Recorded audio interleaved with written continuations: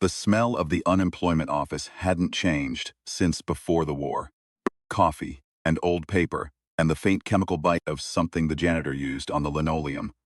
Something that was supposed to smell like pine didn't. Not really. Mara O.C. pressed her palms flat on her knees and stared at the number she'd pulled from the machine by the door. 47. The board above the service windows read 12. She had been here 3 hours. She had nowhere else to be. Outside, the gray sky sat low and motionless over the city. It had been gray for 11 months now. The particulate cloud the grays had seeded across the northern hemispheres when they first arrived, a kind of atmospheric calling card, a warning that was also a weapon, two things not being mutually exclusive in their logic. The sun still came up. Because the dryness brightened in the east around 7 and dimmed in the west around 5. But you never saw the disk itself. You never saw blue. Kids born in the last year would grow up thinking the sky was the color of old pewter, and they wouldn't be wrong. Mara had a folder in her lap. Inside it, 2 recommendation letters, a service record from her time with the Consolidated Defense Initiative, a psychology evaluation stamped, cleared for reintegration in red ink that looked more emphatic than it felt, and a resume she had spent 4 hours rewriting to make 11 years of classified intelligence work sound like something a normal employer might find useful. She had listed her skills as analysis, pattern recognition, interdisciplinary coordination, and crisis response. Clean words, professional words, words that could appear on any resume from any decade and not frighten anyone. What she hadn't listed, 3 broken fingers on her left hand, set badly in the field, that ached when rain was coming. The recurring dreams that weren't about the aliens. Everyone had those, but about sitting in rooms full of people who were looking at the wrong data and feeling the specific, grinding helplessness of that. The way she still cataloged exit routes whenever she entered a room, not because she expected to need them here, in an unemployment office at 9 in the morning, because the habit was older than the emergency, and had survived the emergency intact, which said something about the persistence of the nervous system. Number 31, said the automated voice from the speakers. Mara looked at her number again. 47. She'd been a senior field analyst at CDI for nearly a decade. When the Greys made first confirmed contact, not the flickering radar ghosts that had been showing up since 2019, not the dead cattle in Nevada or the blackout in Sao Paulo that the grid operators still couldn't explain, not the satellite anomalies that the defense establishment had been internally categorizing as UPA for 3 years, while publicly maintaining that everything was within normal parameters. But actual, undeniable contact, the broadcast on every frequency simultaneously, kind of thing you couldn't blame on equipment malfunction or atmospheric conditions or human error. She'd been in a situation room in Brussels, watching a waveform that didn't match anything in any database. She'd been the one who'd figured out it wasn't random.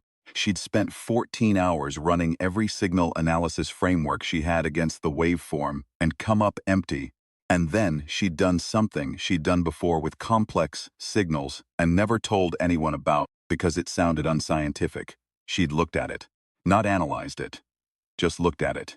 Looked at the shape of it the way you looked at a landscape, waiting for the pattern to resolve the way a landscape eventually revealed its features.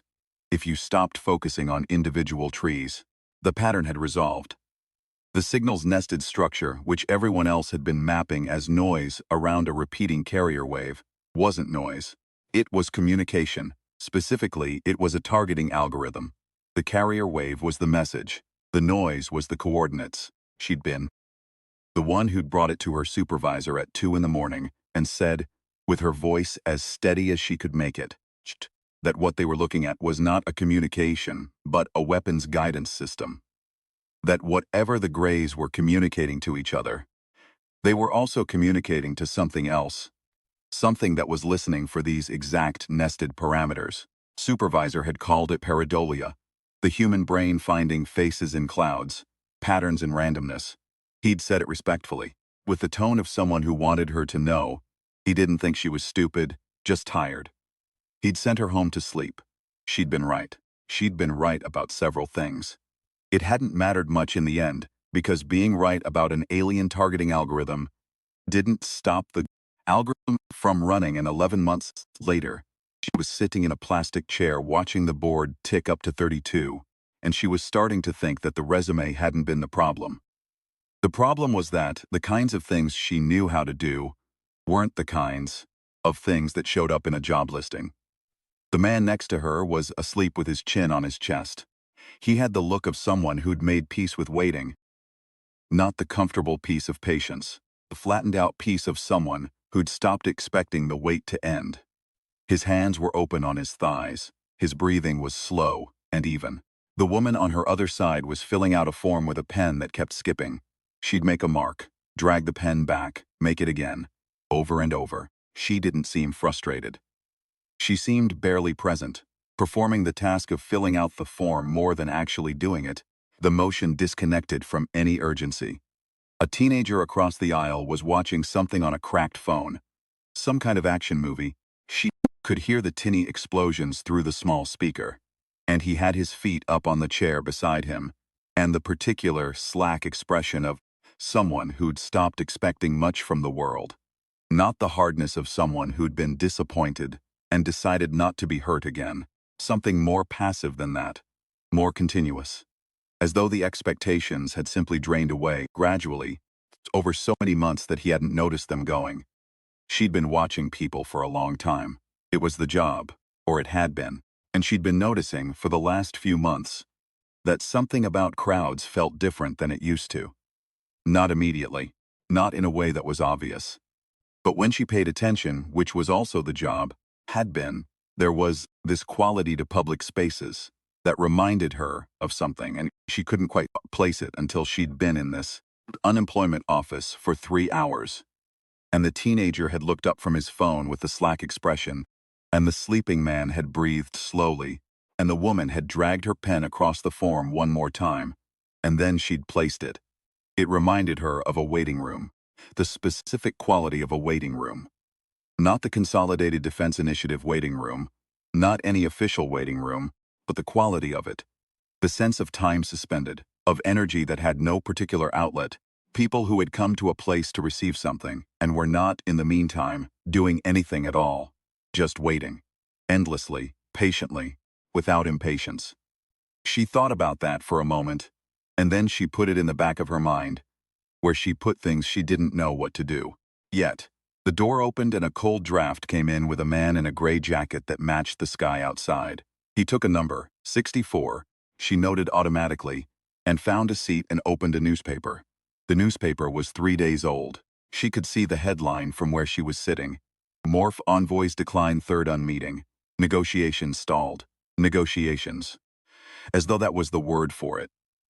As though there was a table and chairs, and someone on each side of the table who wanted the same basic things from the world, and just had different ideas about how to get there. The Morphs had made contact 4 months after the Greys, arriving in ships that looked like nothing so much as enormous crystalline formations. Faceted and translucent and slow-moving and almost silent, the silence being one of the things people found hardest to adjust to, a ship, that large moving, that quietly contradicting something deep in the human intuition about how mass and sound were related. Their communication was different from the Greys', less signal, more direct neural impression, a feeling more than a language. What people reported after a morph contact was this: a sensation of being preserved, of being kept, not cared for, protected, kept, the way you kept a specimen, the way a naturalist kept a pinned butterfly. Number 33. The man next to her woke up, checked his number, registered that it wasn't him, and went back to sleep with exactly the motion of someone who'd performed this action many times. Not groggy, not disoriented, just checked and returned. Mara had studied the morphs for 8 months before CDI was defunded and restructured, and the people who'd been doing real work were replaced by administrators with priority lists that didn't include things like understanding why the morphs, cataloging human settlements, or what pattern underlay their distribution across the Northern Hemisphere. The restructuring had been called a strategic realignment of resources toward immediate defense priorities, and it had been explained by the same supervisor who'd called her pattern recognition pareidolia, who'd now been promoted. Because the people above him had been let go first, in the way that organizations shed the most essential people first, when they didn't know what they were doing. She'd been let go with a folder of paperwork and a handshake from a man who'd told her, with his face arranged to express regret, that her expertise was deeply valued and that the agency was grateful for her service. She'd thanked him. Old habit. You thanked the people who fired you. It was something you learned early, not from the lesson itself, but from watching other people who hadn't learned it suffer for not knowing it. Her phone buzzed. A message from her brother in Accra. Just to check in. A photograph of her niece sitting in a garden with a book open across her knees. The garden was green, and the sky above it was slightly lighter than the pewter sky here. Below the cloud layer's southern edge, the sun came through. Not full sun, but filtered light, the kind that still held the memory of what sun had been. Her niece was reading. Her feet were bare in the grass. She looked like a photograph from another decade, from a time when children sat in grass and read books, without it being a statement about anything. When it was just a thing that happened on an afternoon. Mara stared at the photograph for a long moment.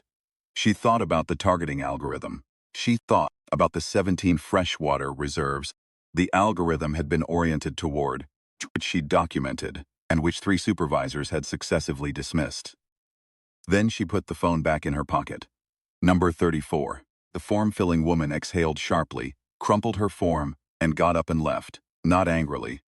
The exhalation was the closest thing to emotion she'd expressed in the time Mara had been watching her, and even that was brief, as a passing weather system. She walked out with her coat over her arm, and the door swung shut behind her. Mara watched her go. She thought about leaving. She thought about what she would do if she left, which was probably go back to the apartment and stare at the wall she'd had covered with notes.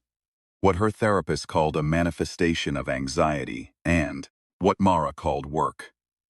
The distinction between these two things being a disagreement that had become comfortable through repetition. The notes connected things. The Grays' seeding pattern for the particulate cloud, and the locations of the 17 major human freshwater reserves. The morphs is crystalline ship formations, and the distribution of those formations relative to major urban centers. Everyone had mapped as random, and which she'd mapped as non-random. In 3 separate documents she'd sent to 3 separate inboxes that had presumably been read by someone who didn't know what to do with them. A particular frequency that had shown up in 3 separate recordings of Gray, communication that she'd managed to pull from the CDI archive before her access was revoked. A frequency that didn't match any known Gray signal, and didn't match any known morph signal either, and that no one she'd brought it to had cared about at all. A wall of notes that might be nothing. In the warm and professional way, therapists hoped things that would be better for their patients to let go of. She had not let go of it. Number 35. Her name in the CDI had been Analyst OC. Before that it had been Dr. OC. She had a doctorate in applied signals analysis from Cape Coast University, and before the world changed, she'd been working on a paper about pattern emergence in complex radio noise. The way signals could be present in what appeared to be interference, the way the background was never truly background, the way everything communicated something if you were willing to listen for long enough. The paper had never been finished. The world had changed before she'd finished it, and the unfinished thing sat in a folder, on a hard drive, in a box under her bed, and she thought about it sometimes. The incomplete argument, the point she'd been building toward that had never arrived. It occurred to her, not for the first time, that she might be the only person on Earth who had actually read every document CDI had produced about the Grays' targeting algorithm. She'd certainly been the only one in the room who'd understood them. She'd read them, and then she'd been let go, and now she was in a plastic chair, in an unemployment office with a number in her hand, and the board had just said 36, and the man next to her was breathing slowly in a way she couldn't stop thinking about. She looked at him. She looked at the teenager with his phone. She looked at the empty seat where the form-filling woman had been. She thought about waiting rooms. She thought about what a waiting room was, fundamentally, which was a space designed to hold people in a state of suspended agency, a space where you came to receive and did not, in the meantime, do.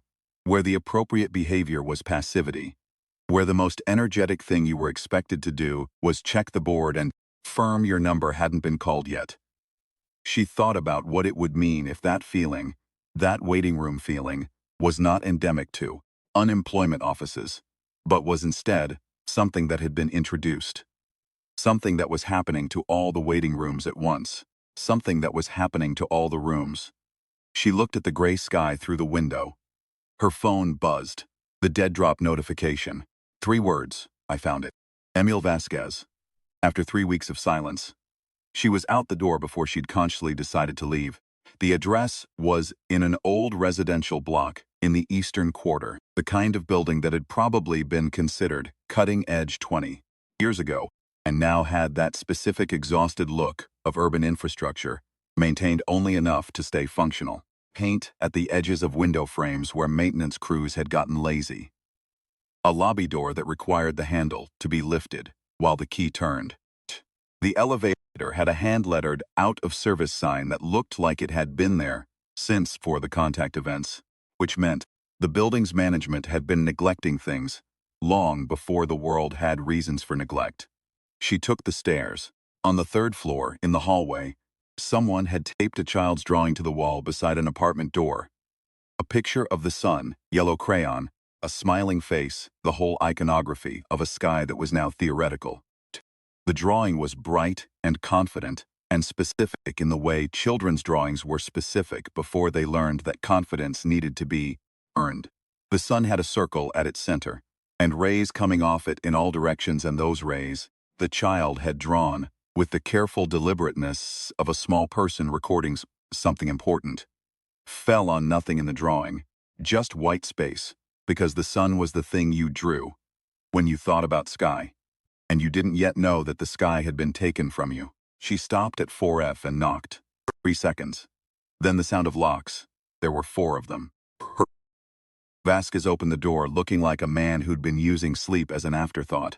He had the particular gauntness of someone who'd been inside for a long time, subsisting on whatever was in the kitchen rather than going out to get more.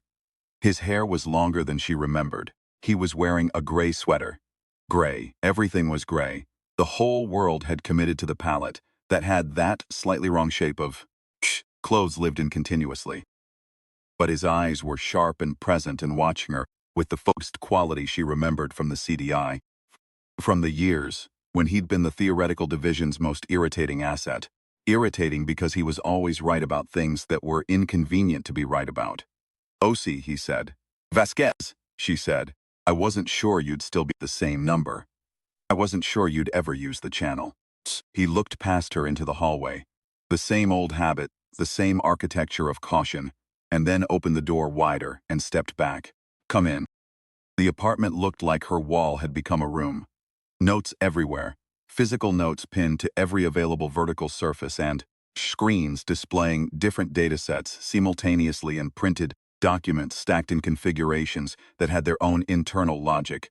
If you understood what you were looking at, which she did almost immediately, because she recognized some of the underlying data. CDI field reports that he shouldn't have still had copies of. Signals analysis he'd clearly been running on his own after he left the agency. And one thing she didn't recognize at all, a printout of a waveform analysis that she couldn't immediately identify, but that made something move in the back of her mind before she'd consciously processed why.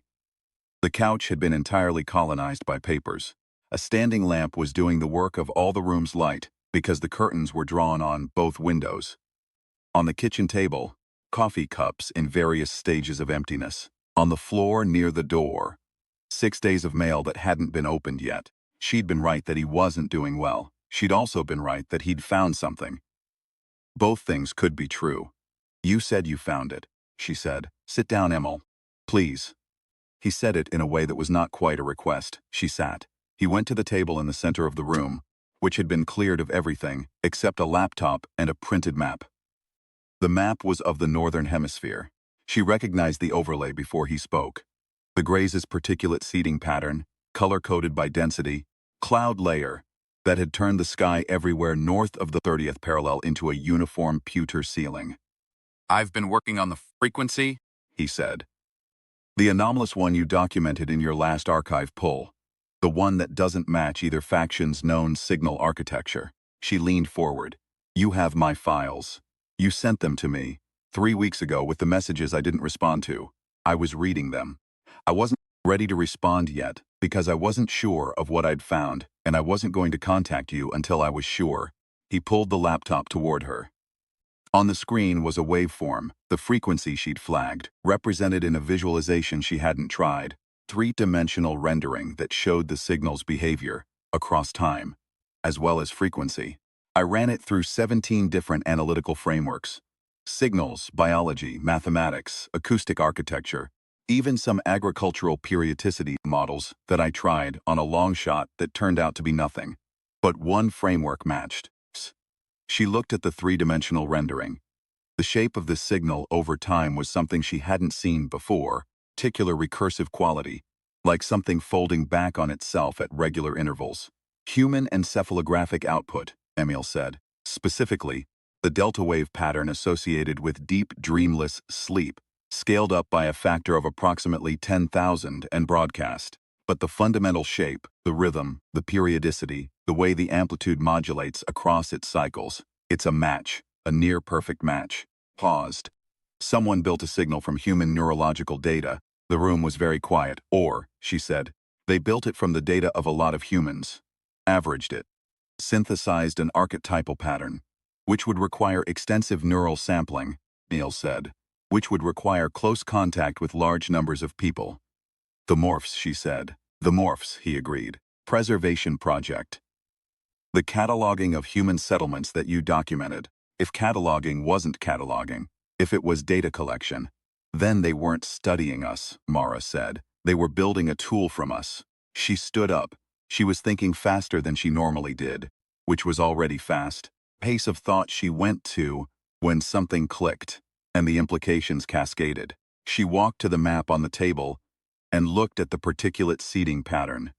And she thought about delta waves. And she thought about what delta waves were for, in neurological terms. The deep suppression state, the brain in its lowest active frequency, the state in which threat response was attenuated to near zero, in which the active problem-solving functions of the prefrontal cortex were essentially offline. The cloud layer, she said. Her voice had changed. She could hear it. What about it? It's not atmospheric poisoning. It's not environmental warfare. It's not about blocking sunlight for biological damage or agricultural disruption, though those are side effects and they may have wanted the side effects for cover. She stopped. She was standing at the map. The cloud layer, color-coded by density, was heaviest over the most densely populated regions. She'd noted that before. She'd noted it as consistent with maximum environmental impact.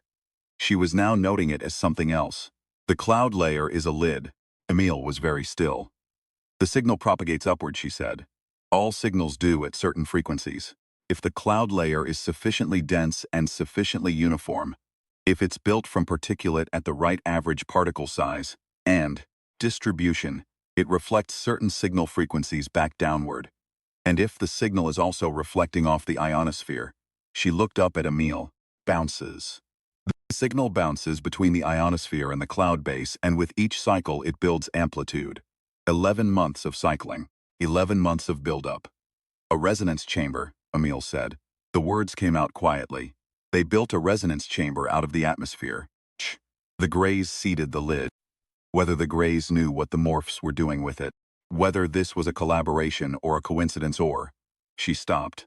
It doesn't matter right now. What matters is the effect. She looked at the waveform on the laptop screen. 11 months of sub-threshold delta wave, broadcast through the entire northern hemisphere, below conscious perception, but not below neurological effect. Emil stood up from his chair slowly, like a man who needed to be upright to think properly. He went to the window and then stopped, because the window was covered. He stood with his back to her looking at the curtain. What does subthreshold delta wave exposure do? He said. He was asking her, even though he probably knew the answer. Because when Emil asked you something he already knew, it was because he needed to hear it said aloud by another person to make it real. Suppression of executive function, Mara said. Long-term attenuation of threat response. reduction in coordinated social behavior, in initiative, in the motivation for action that isn't immediately and obviously required. She thought about the unemployment office. She thought about the sleeping man and his open hands. She thought about the teenager and the woman who'd filled out her form for 20 minutes and then walked away without finishing it. She thought about the specific quality of public spaces she'd been trying to place for weeks, the waiting room feeling, the suspended agency. It wouldn't feel like anything, she said. It would just feel like the way things were, like you'd adjusted to the new normal, like the world had gotten a little slower. And that was fine, you had nowhere particular to be. Emil turned from the window, his face was doing something complicated. We have to tell someone, he said.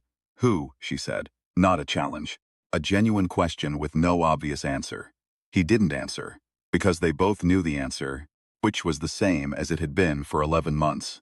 Nobody in any position to act had been listening.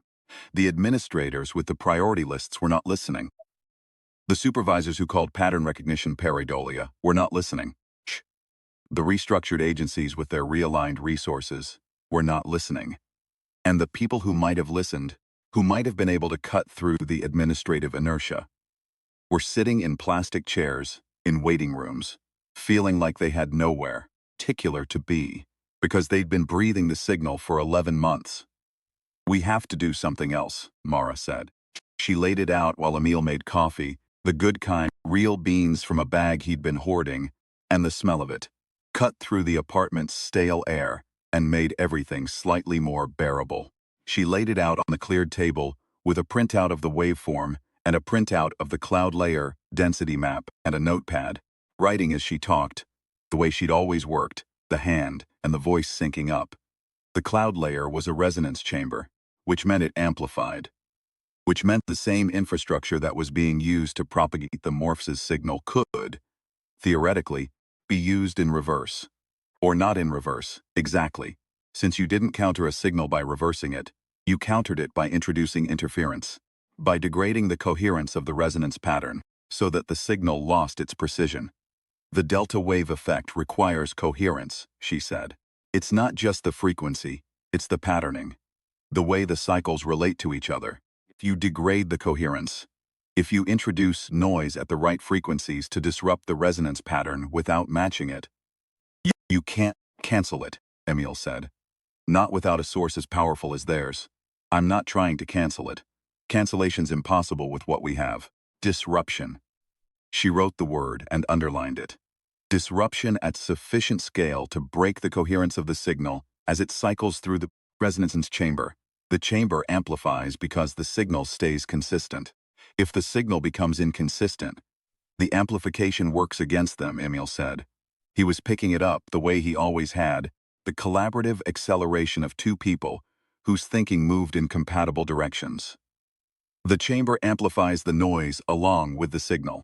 And noise is coherence's enemy, she said. How much disruption do we need? She did the math on the notepad. She did it twice. The second time confirmed the first.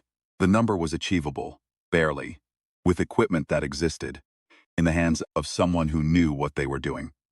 I know someone, Emil said, when she showed him the number. Getting the transmitter took 11 days, during which Mara thought carefully about everything. She was not someone who acted without thinking carefully, which had been both her primary professional asset and, in certain moments, quality that had made sitting in waiting rooms endurable. She could think in waiting rooms. She thought about whether she was right, because she'd been right before and it hadn't stopped anything. And being right again on a rooftop with unauthorized equipment was a different kind of right than being right in a situation room.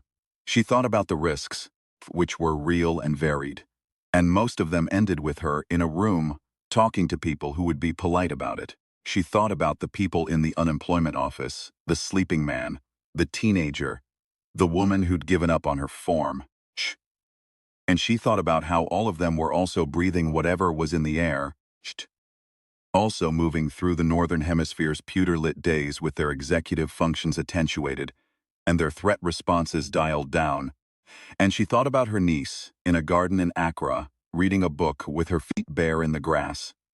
Below the cloud layer's southern edge, where the sun still came through. She thought about what it meant to be right and not act on it. She already knew what that meant. She'd been practicing it for 11 months. She went to every source she had for pushback. She called 2 people from the CDI she still trusted, presented the analysis, without explaining what she was planning to do with it, and asked them to pick it apart. One of them told her she was wrong about the resonance chamber, and she listened carefully. And what they were wrong about was a particular aspect of cloud particulate behavior that she'd studied more recently than they had, and the correction when she made it stood. The other one went quiet for a long time and then said, "You know this isn't nothing." And she'd said, "I know." And they'd said, "Be careful." And she'd said, "I will." The equipment arrived in pieces, brought by a person she never met directly, Emil's contact, who was professionally cautious in the way that people who did technically illegal things for arguably good reasons tended to be cautious. The transmitter was the size of a large suitcase and had been designed for exactly the kind propagation she needed. Emergency broadcast through atmospheric interference, the kind of equipment that had been built in the early days of the contact events, when the communications infrastructure had been unreliable and someone had thought to design around that unreliability. Someone who had been right about needing to. Someone human who had been right about needing to, which was, Emil had said, the point. They assembled it over 2 days in Emil's apartment. It was the most focused either of them had been in months, and Mara noticed that as well. The way working on a specific technical problem at speed felt different from the last few months, brighter and more present, like a room with better light. She noticed it and filed it away. The relay station was on the roof of a building in the industrial quarter, a structure that had been repurposed during the early chaos of the first contact events, and then deprioritized and forgotten in the administrative shuffling that followed. The kind of infrastructure that lived in the gap between departments, legally owned by an entity that no longer existed in its original form, practically maintained by no one. Emil's contact had access because Emil's contact had access to all kinds of things through all kinds of channels that operated in that particular territory between legality and necessity. They went up at night. The night made no difference to the sky. The cloud cover was the same, just darker. But it made a difference to the likelihood of being observed. And the likelihood of being observed was a variable worth managing. Rooftop was cold and flat and smelled of the city's particular nighttime smell, which was the daytime smell, minus combustion, and plus the slow exhalations of buildings that had been absorbing heat all day, and were now releasing it. Cooling concrete and metal, and the distant faint chemical signature of whatever the cloud layer was made of, which she'd read the analysis on and which was more complex than any natural atmospheric particulate had a right to be. Emil finished checking the connections while Mara ran the final calculations. She ran them twice. She'd been running them for 11 days. They were right. The irony, Emil said, crouching over a junction in the transmitter's distribution array with a small light clenched in his teeth, is that this equipment was designed precisely for this. Emergency broadcast through atmospheric interference. It was built to do what we need it to do. Someone was thinking ahead, Mara said. Someone human was thinking ahead. He sat back on his heels and removed the light from his mouth. That's the point. That's always been the point. She looked at the sky. It was very close from the rooftop. The cloud base was low, and the grayness had the specific quality it had at night, darker and more present, like a ceiling that had been lowered just enough to be uncomfortable. She'd read that the psychological effect of low cloud cover on human populations had been studied for decades before any of this. The rates of depression, the reduction in physical activity, the way the absence of visible sky changed how people related to their environment, made them feel smaller and more enclosed. The Greys had presumably not read those studies, but the effect was the same. "Ready," she said. Emil stood up. He looked at her with the expression she'd seen in the CDI. In the rooms where decisions had been made that couldn't be unmade. The specific quality of a moment that divided things into before and after. "If we're wrong," he said, "we're not. I know, but if we are." She'd been thinking about this for 11 days. She'd thought about it in the unemployment office and in Emil's apartment with the curtains drawn, and on the train between them and in the hour before sleep, which was when the honest thinking happened, thinking that didn't know how to be optimistic. Then we're two people who built a transmitter on a rooftop and made some noise, she said. We haven't hurt anyone. We haven't destroyed anything. We've made noise into a resonance chamber that's been making noise at us for 11 months. Can live with being wrong about that, she paused. I cannot live with being right and not doing it. He held her gaze for a long moment. Something passed across his face that she recognized as the internal conversation ending. He nodded. She hit the broadcast. Nothing happened, which she'd told herself to expect, and which she still found hard to hold on to in the first 30 seconds, the first minute, first 5 minutes. Because the human nervous system expected immediate feedback for actions, and the absence of it felt like failure even when absence of immediate feedback was exactly what the science predicted. The transmitter hummed. The readout on her laptop showed the signal propagating, moving upward from the array, hitting the base of the cloud layer, scattering. Some of it absorbed and some of it reflected. The resonance chamber wasn't a perfect reflector. Nothing was. And the part that reflected combining with the ongoing propagation, and with the parts that were already cycling through the chamber, below, the morphs' signal, her counter-signal, the two wave forms interacting in the space between the cloud base and the ionosphere, in ways that take time to build up, to compound, to degrade the coherence of the underlying pattern. It'll take time, Emil said. I know, she said. She watched the readout. She watched the sky, which told her nothing but which she watched anyway. Because the sky was what they were trying to affect, and sometimes you just had to look at the thing you were trying to affect. She thought about the sleeping man in the unemployment office. She thought about him waking up on his couch that night and having a feeling he couldn't name. A slight restlessness, a slight sense that there was something he'd been meaning to do. She thought about the teenager, about the slack expression, about what the teenager's face might look like when whatever had been suppressing it began to lift. She thought about all of it. Across the northern hemisphere, across the hundreds of millions of people who'd been breathing this signal for 11 months and who'd felt, probably like they'd just gotten a little slower, a little less urgent, a little more adjusted to the new normal. Beam. She thought about what it felt like to wake up from something you didn't know you were sleeping through. 3 minutes after the broadcast began, Emil's phone lit up with a message from his contact, who was monitoring several feeds that combined gave a reasonable picture of the city's nervous system. The message said, "Something's happening. Multiple districts, people outside, groups gathering. Not protests, not incidents, just people talking to each other." Talking, Emil said. That's the first thing, Mara said. She could hear her own voice. That's always the first thing. When the suppression starts to lift, people start talking. She thought about the particular quality of public spaces before. Before the cloud, before the signal, for 11 months of the waiting room feeling, cities had been loud. Not always pleasantly, not always productively, loud. The constant ambient, social noise of millions of people who had things they wanted to say, and places they thought those things ought to be, said. She'd been in Sao Paulo the winter before first contact, and the noise of it had been overwhelming in the way that cities of a certain density, overwhelming. The specific compression of human presence and human voice, that you either found intolerable or found in a complicated way, reassuring, evidence of people. The city below was beginning very slightly to sound more like that. An hour after the broadcast began, the propagation readout showed the disruption spreading through the resonance chamber. Not uniform. The cloud layer had irregularities, gaps in density that affected propagation differently in different regions. But spreading.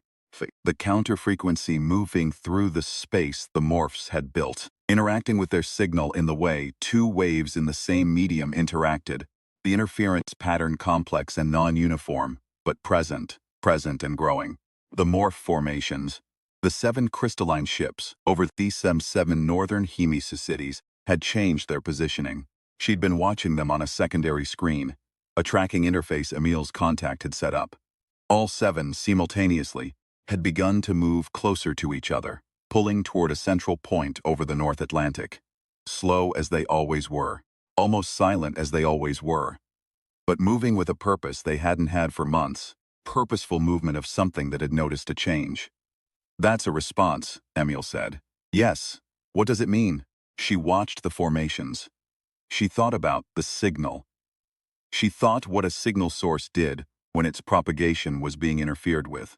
Signal source did was compensate, boost the amplitude, narrow the broadcast, concentrate. "They're pulling the signal back toward a central source," she said. "Concentrating it, trying to re-establish coherence by reducing the propagation radius, which reduces coverage." "Which reduces coverage," she confirmed. "If they narrow the broadcast to concentrate it, they lose the hemispheric reach. The suppression becomes localized, strongest near the ships, weakest at the edges, gone entirely in between." She looked at the propagation readout. "And even in the areas where they maintain coverage, the resonance chamber's coherence has already been disrupted. It'll take time to rebuild, months, and now people are awake enough to notice that something happened. People will start asking what happened.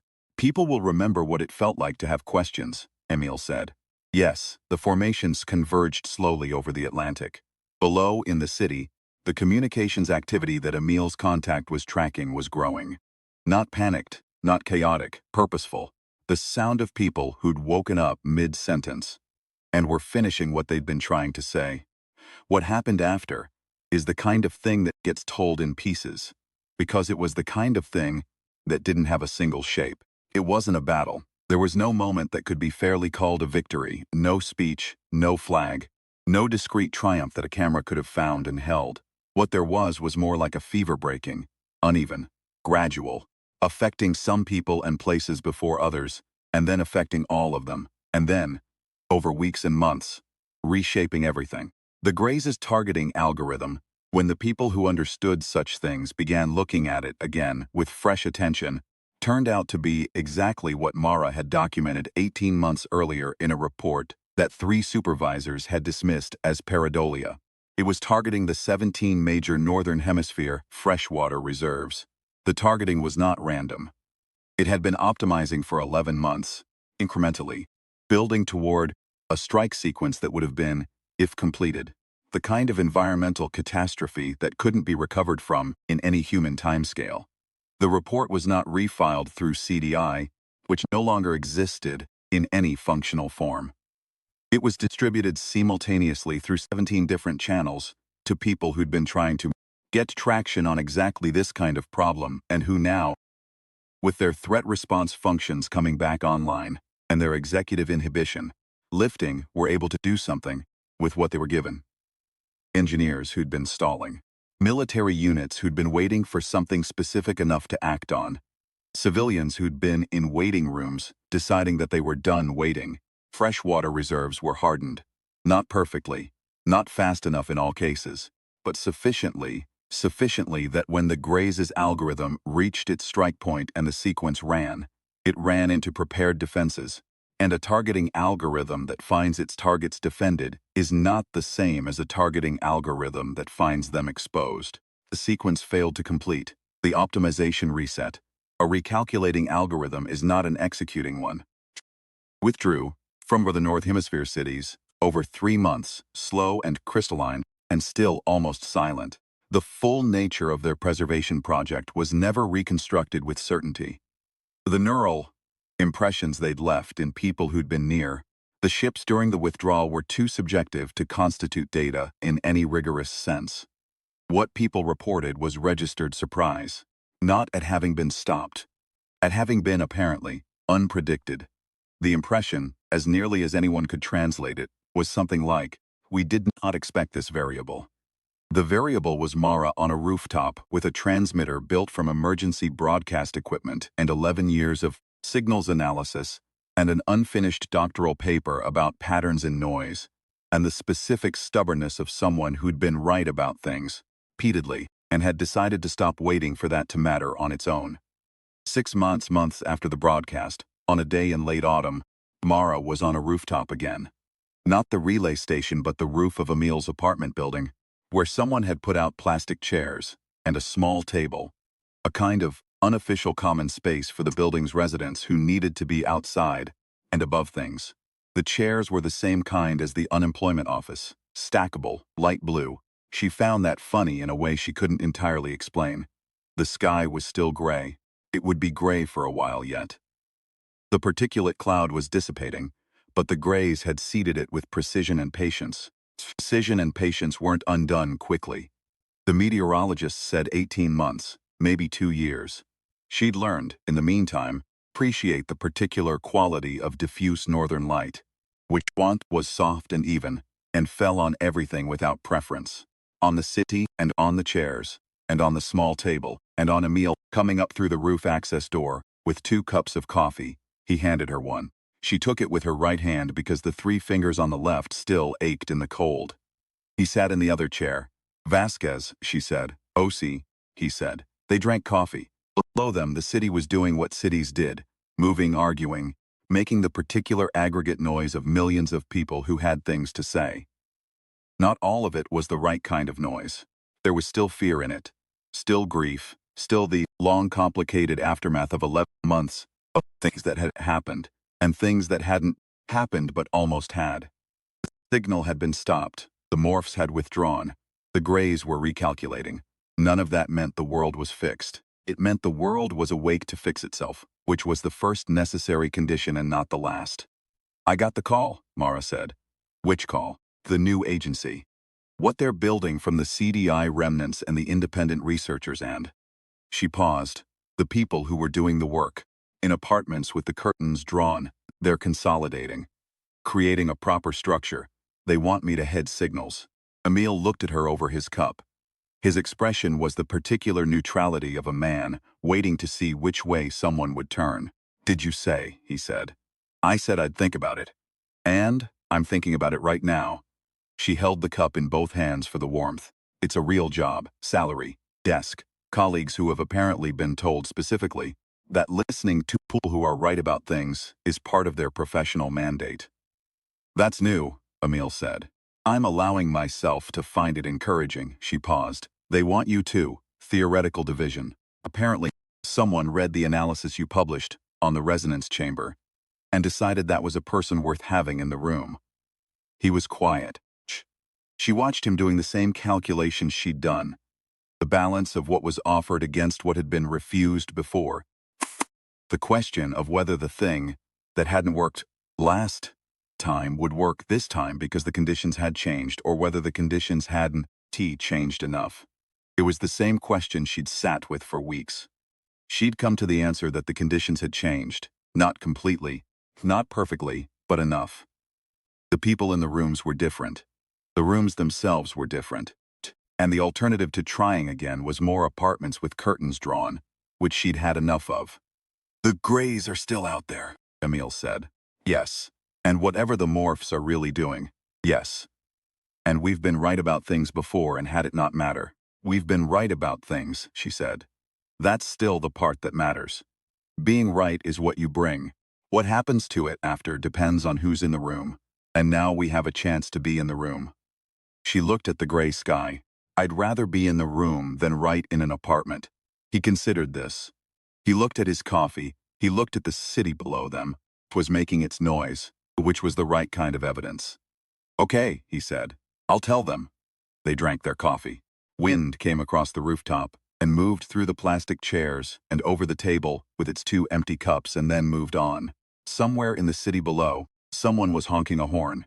An indignant, specific honk, the kind that had a conversation in it rather than just a complaint, and that more than anything else sounded like the city she remembered from before. She thought about the woman who'd given up on her form. She hoped she was somewhere arguing about something. She didn't know her name and would never know it. And she thought about her nonetheless. About all the people in all the waiting rooms.